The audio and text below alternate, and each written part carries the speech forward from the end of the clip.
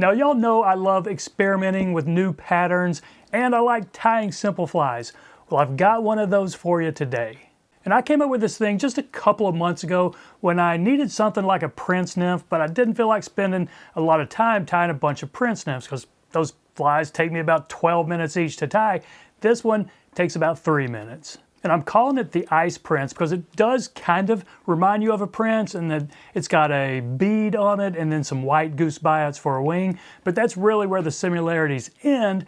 After that, it's just an ice dub body. So it's a very simple pattern, and while I've only used it twice, I can say that it's caught fish both times. So stick around after the tie if you want to see a couple minutes of me fishing this on the Savage River last weekend.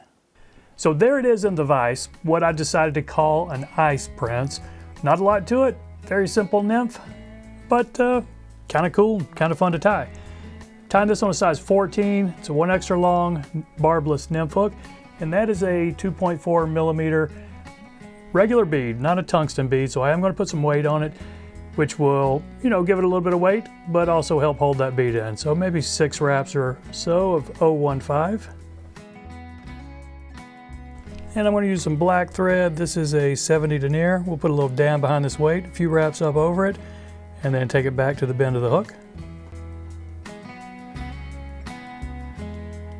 Now let's put a little bit of wax on our thread and then dub it. And my dubbing, it's an ice dub and a peacock. So let's we're going to take it all the way up to the bead really, so you might need about a 3-inch noodle or so. I'll see if I've got enough here. It might take 2 applications.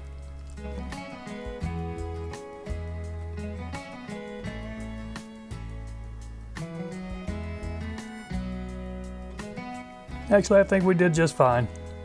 Now the next component and the last component, just some white goose biots. Take 2 of these guys here, and I don't spend a lot of time worrying about trying to get the concave sides together, maybe like you were doing a tail for a copper john or something. I just lay them on top with about a 30-degree angle separation. We'll kind of just pinch it right here and do a couple of wraps, and then, we can check our position here if we want to adjust them just a little bit. You've still got time to do that. Okay, I think that's going to be fine right there. We'll go ahead and put a couple of tight wraps, put one up in front of them and back over it, and then we'll snip them. And you won't be able to snip them all the way short, which is kind of a good thing, because now with our thread wraps, we will just bury those little nubs in there. So several wraps right here, fill in this gap behind the bead, and then we can do a whip finish.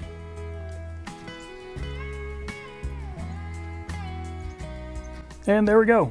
Not really any cleanup needed. If you want to put a drop of head cement, just put it right on the top of that bead, let it wick down in there. So that's it, my friends.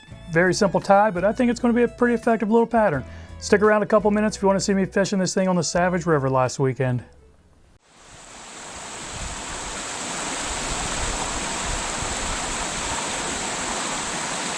Good morning from the Savage River. I'm parked at the Allegheny Footbridge. You got the deep pool right behind me. It's mid-October, very windy, so dry fly fishing today will be tough. I'm going to start off with a nymph I came up with not long ago.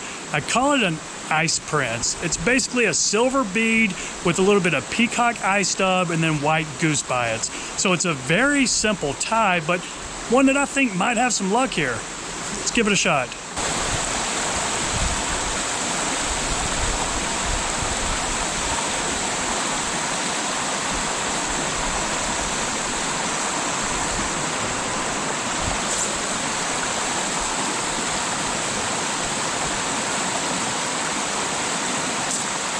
There's one.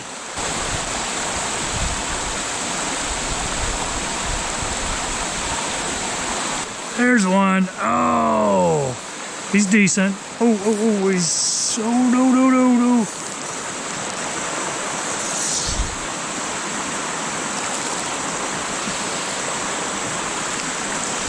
All right, come on, let's get over here in the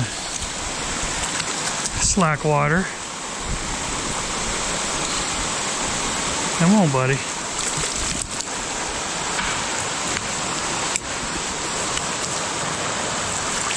All right, not huge, but respectable. On the Ice Prince. All right, let me wet my hand here.